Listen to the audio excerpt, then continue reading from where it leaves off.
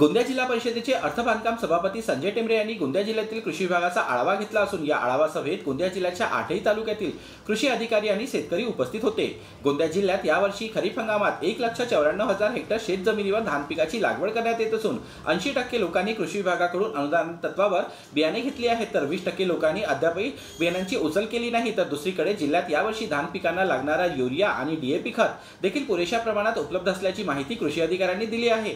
तर अर्थबांधकाम सभापती संजय टेंबरे यांनी गोंदिया जिल्हा परिषदेतून कृषी विभागाला दिलेला निधी कृषी अधिकाऱ्यांनी खर्च केला की नाही याचा आढावा घेतला असता काही अधिकाऱ्यांना अर्थबांधकाम सभापती यांनी फटकार देखील लावली। तर उर्वरित धान्य बियाणे लवकरात लवकर शेतकऱ्यांना वाटप करण्याच्या सूचना दिल्या आहेत। मी मागील 25 वर्षापासून फक्त शेतकऱ्यांसाठी काम करतोय आणि शेतकऱ्यांच्याच पूर्ण मागण्यासाठी माझी ओळख आहे। मी बांधकाम जरी असलो परंतु जिल्हा परिषदेचे पैसे देणारा अर्थ विभाग माझ्याकडे आहे आणि जेव्हा मी बियाणे करता पैसे देतो तर म्हटलं पूर्ण आढावा घेऊ काय परिस्थिती आहे।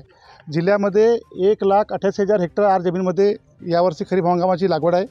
त्याच्यामध्ये 1,24,000 हे हेक्टर आर क्षेत्र हे पाण्याखाली सिंचित आहे आणि बाकी जे वाचलेला क्षेत्र आहे तो पूर्णच्या पूर्ण देवाचा पाऊस येईल तेव्हा तो होणार आहे।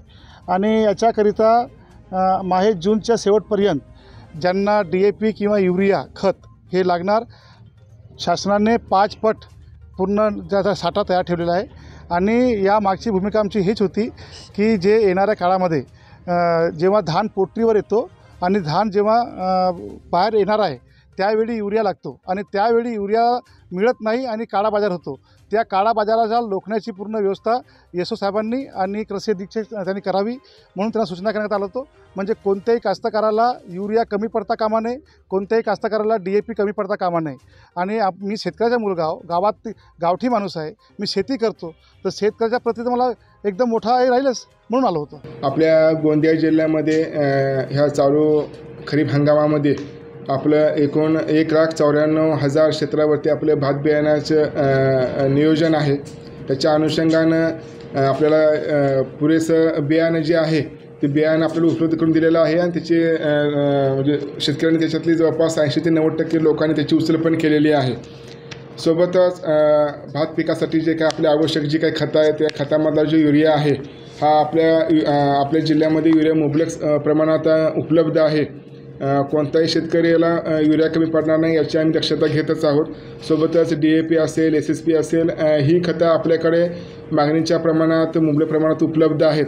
सोबतच राज्य कृषी विभाग व जिल्हा परिषद कृषी विभाग यांच्यामार्फत आपण जी काही कृषी सेवा केंद्र आहेत त्यांची पण आपल्या तपासण्या चालू आहेत आणि त्या तपासणीमध्ये ज्या काही आपल्याला उणिवा आढळतील त्या उणिवाच्या अनुषंगाने आम्ही निश्चित त्याच्यावरती योग्य ती कारवाई करू। तर यावर्षी खरीप हंगाम सुरू झाला असला तरी गोंदिया जिल्ह्यातील आमदार खासदार महोदयांनी अद्यापही कृषी विभागाची आढावा बैठक घेतली नसल्याची खंत अर्थबांधकाम सभापती संजय टेंबरे यांनी व्यक्त केली आहे। खासदाराबद्दल बोलणं झालं तर नाना काकाजी पटोले साहेबांना विचारणार आणि ते सूचना करणार तेव्हा खासदार येणार। आणि आमदारांना काय वाटतं माहीत नाही, परंतु काय असते हे शेतकऱ्याचे मुलं असते तर नक्की त्यांनी घेतली असती। इथले आमदार व्यापारी नेते आहे आणि ज्यांचे नेते व्यापारी असतात त्यांची जनता निवड सेफ्टी भिकारी असते म्हणून त्यांना काही घेणं देणं नाही, त्यांना फक्त ठेकेदारी करायची आहे। पण आम्ही शेतकऱ्याची मुलं आहोत, त्यांनी नाही घेतली असन, पालकमंत्र्यांनी नाही घेतली असन, पण आम्हाला जाण आहे शेतकऱ्याची म्हणून आम्ही एक एक गोष्टीवर एक एक बाबीवर लक्ष देऊ नये। तर दुसरीकडे जिल्हा परिषदेने कृषी विभागाला दिलेला निधी आणि योजना ह्या शेतकऱ्यांपर्यंत वेळेत पोहोचवाव्या अशा सूचना अर्थबांधकाम सभापती संजय टेंबरे यांनी दिल्या आहेत।